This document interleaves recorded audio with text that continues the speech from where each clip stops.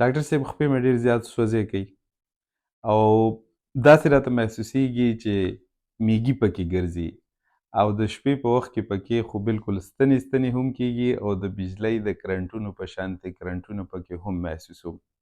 د خپو تلې مې ډېر زیات سوځي، کمبل کې نشم پټولی او په دې یوه ګوته کې مې معمولي زخم جوړ شوی دی او هغه زخم د ډېر وخت نه دی اوس ټیکېږي نه. نو څه وکړم؟ که چېرې دا تکلیفونه تاسو ته وي نو دا نننۍ ویډیو ستاسو دپاره ده.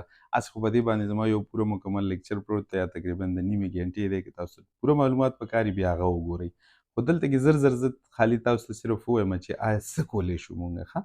نیوراپیتي یو مرض دی چې د شوګر مریضانو کې ډېر زیات کېږي. زمونږ دا کوم نرو چې دی دا ماتېدل شروع شي، یا مطلب دا دی چې دا صحیح طریقې سره خپل کار نه کوي، او خاص کر په خپو کې اکثر مونږ بعضې وخت داسې محسوسوو لکه څپلۍ به دې چولي وي تا ته به محسوسېږي نه. ایون که په دغه ځای کې زخم جوړ وي تا ته به د هغې څه درد څه تکلیف به نه محسوسېږي. نو ډېر احتیاط پکار دی. په خپه کې زخم جوړېدل یا د ګوتو ترمنځ زخم جوړېدل د هغې مین وجه څه ده؟ اکثر زمونږ د شوګر څونه مریضان چې دي، مونږ چې کله اودس چاردام وکړو نو بیا مونږ که چېرې خپله خپه وچه نه کړو صحیح طریقې سره، یعنې د ګوتو دا منځونه مونږ وچ نه کړو، نو د دې په وجه باندې زمونږ د ګوتو دا منځونه پاخه شي، او بلکې بعضې وخت خو ایون دا دومره خراب شي چې په دې کې باقاعده سوري کېږي. نو یاد وساتئ چې کله هم تاسو اودس چاردم وکئ نو خپلې خپې لازم وچوئ، د ګوتو دا منځونه لازم وچوئ.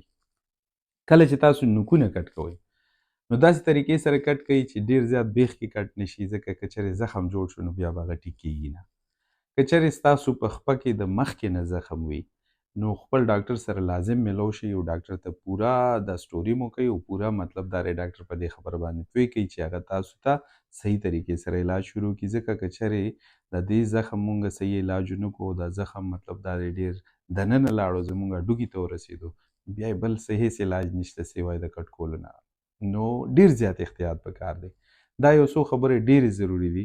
خپلې خپې په هفته کې یو پیره لازم غوړوئ، او څنګه چې ما تاسو ته وویلې د دې یو پراپر صحیح طریقې سره یو میکانیزم دی چې ولې دا زموږ په خپه کې دا تکلیفونه شروع کېږي، خاص کر د شوګر مریضانو ته. اولنۍ خبره خو دا یاد وساتئ چې نوک کټ کوئ ډېر زیات بیخ کې کټ نه کوئ، ځکه چې که زخم جوړ شو یو پیره نو بیا ټیک کېږي نه.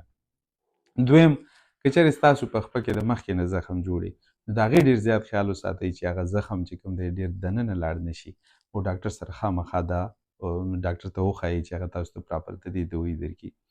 او دریمه خبره دا چې خپلې خپې په هفته کې یو پیره د شړشمو په تیلو یا په هر رنګه تیل چې وي په هغې باندې خپلې خپې غوړول لازم دي.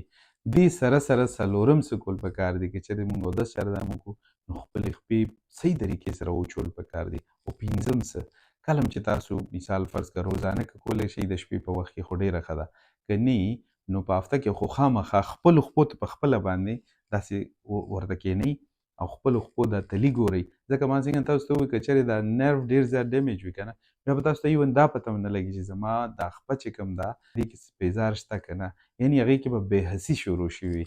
کله هم چې دا تکلیف شروع وي نو خپلې خپې لازم کتل پکار دي. کم از کم دا ته په نظر باندې بیا ښکاري چې آیا زما په خپه کې زخم جوړ دی، نو که لږ زخم دی که ډېر دی ډاکټر سره یې خامخا شیر کوي. الله دې وکړي چې څومره هم د شوګر مریضان دي چې د هغې په خپو کې دومره زخمونه دي چې د هغې ته دا وینا شوې ده چې ته به خپلې خپې کټ کړې، نو الله دې د دوی خپې د کټ کېدو نه بچ کړي.